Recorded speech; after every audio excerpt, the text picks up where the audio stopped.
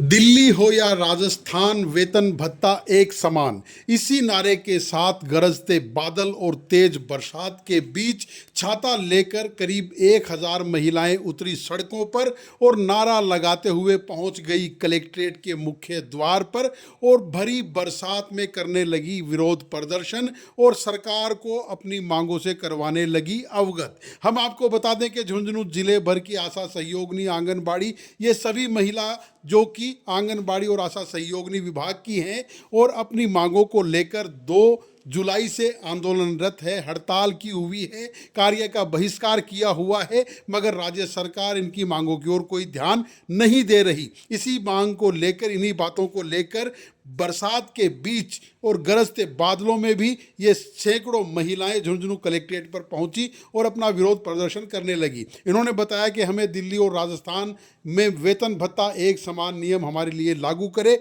और हमारे मानदेय को बढ़ाया जाए और हमारा जो टारगेट है जो राज्य सरकार ने हमें दिया हुआ है, इसके अलावा हमसे कोई कार्य ना करवाया जाए। ऐसी कई मांगों को लेकर ये 2 जुलाई से आंदोलनरत है और कलेक्ट्रेट के मुख्य द्वार पर करीब 2 घंटे तक बरसात में ये सैकड़ों महिलाएं खड़ी रही और अपना विरोध दर्ज करवाती रही। झुंझुनू डीएसपी गोपाल सिंह ढाका महिलाओं से समझाइश करते भी नजर आए, मगर महिलाओं ने बताया कि हम शांतिपूर्ण तरीके से अपना विरोध प्रदर्शन कर रहे हैं, कोई हंगामा नहीं कर रहे हैं, मगर आने वाले समय में अगर सरकार हमारी मांगें नहीं मानती है तो हमें मजबूर होकर भूख हड़ताल, आमरण अनशन और भी कई विरोध प्रदर्शन करने पड़ सकते हैं, जिसकी समस्त जिम्मेदारी राज्य सरकार की होगी। सुनिए महिलाओं की इनकी जुबानी।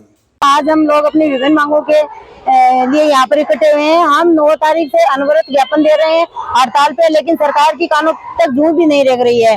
4 बार हम आज हमारा चौथा ज्ञापन है, लेकिन हमें आश्वासन देने के लिए भी कोई तैयार नहीं है। तो क्या आशाएं है वो सिर्फ काम के लिए ही बनी है? क्या आशाएं सिर्फ काम ही करती है? ऐसे तो बोलते हैं कि आशाएं वो स्वास्थ्य विभाग की रीढ़ की हड्डी है और जब काम करने पैसे देने की बारी आती है तब वो कुछ नहीं होती है। हमें इस तरह से मजबूर किया जा रहा है, हमें इस तरह से बना दिया गया है कि हम अपना काम तो कर ही नहीं पा रहे हैं। और जो क्लिप साहब आज बोल रहे हैं कि क्लिप साहब यहाँ नहीं आएंगे, तो क्लिप साहब जब हमें काम देते हैं तो फिर हम क्यों आते हैं यहाँ पर?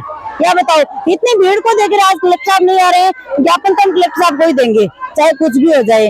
और हमारी मांगे हम मनवा के ही रहेंगे, चाहे हमें कितने दिन ही यहाँ पे हड़ताल करना पड़े, धरना देना पड़े, कुछ भी हो, लेकिन हम अपनी मांगे मनवा कर ही रहेंगे। हमारी मांगे है, सबसे पहले है कि हमें न्यूनतम मजदूरी दी जाए और हमें जो अभी से सर्वे दिया गया सरकार ने जो हमें टारगेट दिया गया, जो हमारा काम है उसके अलावा हम कोई दूसरा काम नहीं करेंगे। तीसरी बात यह है जो सरकार जो 10% डीए बढ़ाती है अन्य कर्मचारियों का, वो हमारा नहीं बढ़ा रही है, दोगला व्यवहार कर रही है हमारे साथ। और भी हमें राज्य कर्मचारी का दर्जा मिलना चाहिए और सरकार से हमारी बहुत सारी मांगे हैं, लेकिन सरकार हमसे आश्वासन देने के लिए भी तैयार नहीं है, हमसे कोई मिलने के लिए तैयार नहीं है।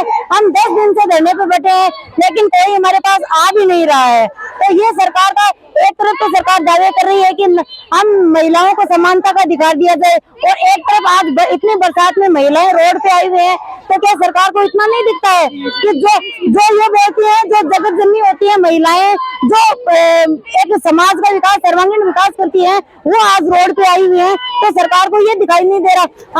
हमारा अगला कदम ये होगा कि हम अनवरत आक्रोश रैली निकालेंगे, धरना देंगे, प्रदर्शन करेंगे, आमरण अनशन करेंगे, भूख हड़ताल करेंगे, सब कुछ करेंगे, लेकिन हम अपना हड़ताल नहीं तोड़ेंगे।